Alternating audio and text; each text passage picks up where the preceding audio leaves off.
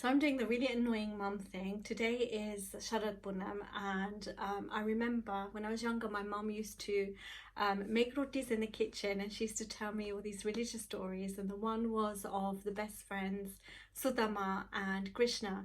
So I asked my mum to do a video recording, or to go live with me on Instagram, so that I could share the story with you. And it's her version of the story. It may not be real, but it's what she told us. But she did it in English so that Maya could hear it as well. But Maya's really hungry. She's a bit moody, but I'm going to play it anyway because I think it's a really cute story.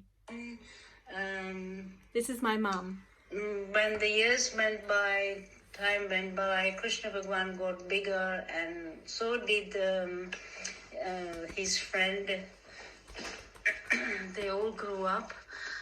Then what happened one day, Sudama became very, very poor. He gets married, his children gets married, and the poverty started coming in his house, and he was very, very poor. But every day, from morning to night, all he chanted was Hare Krishna, Krishna Krishna, Hare Hare, Hare Ram, Ram Ram, Hare Hare.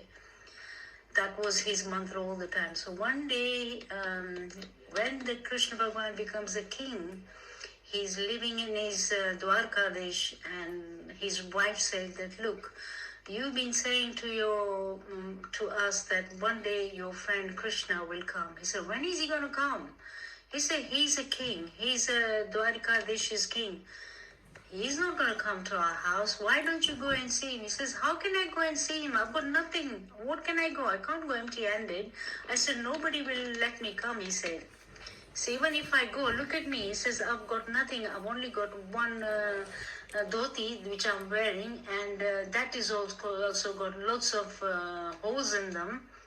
And no one's going to let me in. They'll think I'm one of the garib guy, garib man come Garib down and asking poor. for Sudama. So his wife says, no, you still go there. Please go. Eventually, he says to himself, okay, I'll go. But he says, I can't go empty-handed.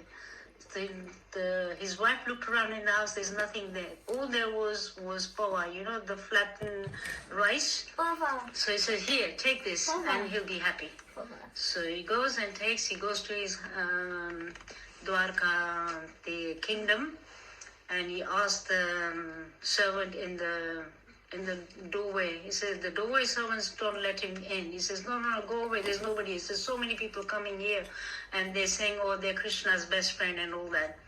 So he says, no, you go away. He says, no, please tell him that this is your youngest, the best friend has come. Sudama, that is his name. The minute Krishna heard his name, Sudama, where he was sitting, he just started running. He had no slippers, nothing on his foot. He just come down running all those steps. And even his wife Rukmani was worried. Says, where is my husband going? Who is he running after? He says, I haven't done anything wrong. Why is he running so? He goes running all the way near the door, and he's telling off the Dwarpal, they used to call them, the servants. Why are you not letting him? He says, he should let him in. He's my best friend. So Dwarpal said, I'm very, very sorry. I didn't know anything about this. And he lets him in. And then Krishna Bhagwan takes Sudama all the way to his palace and let him sit on his own throne. And he washes his feet with water and then milk, and he wipes his feet with his own shawl, which he has it on his shoulder. And then he says, now tell me, Sudama, where were you all this time? He says, I've been looking for you.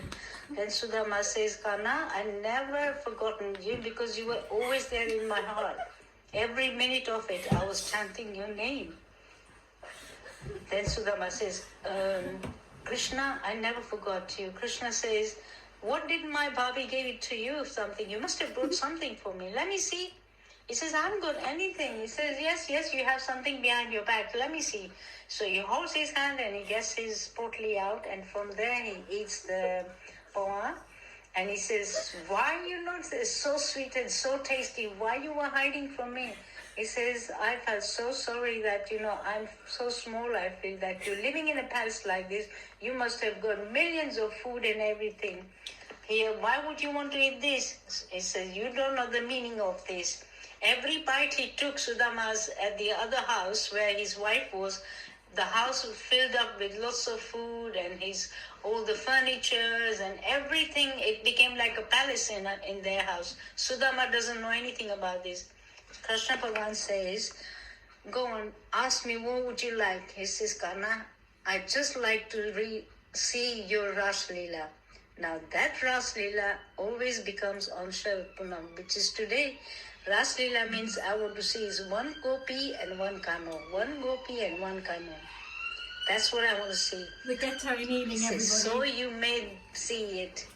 So it says it's getting dark now, it's nighttime. So there was a Mishael out there on the side, which is like a torch. He lit the torch and Sudama was holding the torch and he was just watching this Krishna's Ras Leela. They are playing one gopi and one kano, one gopi and one kano. Sudama didn't even realize his hand started burning. Until then, he was just mesmerized in this beautiful scenery at the time, Kano and Radha playing.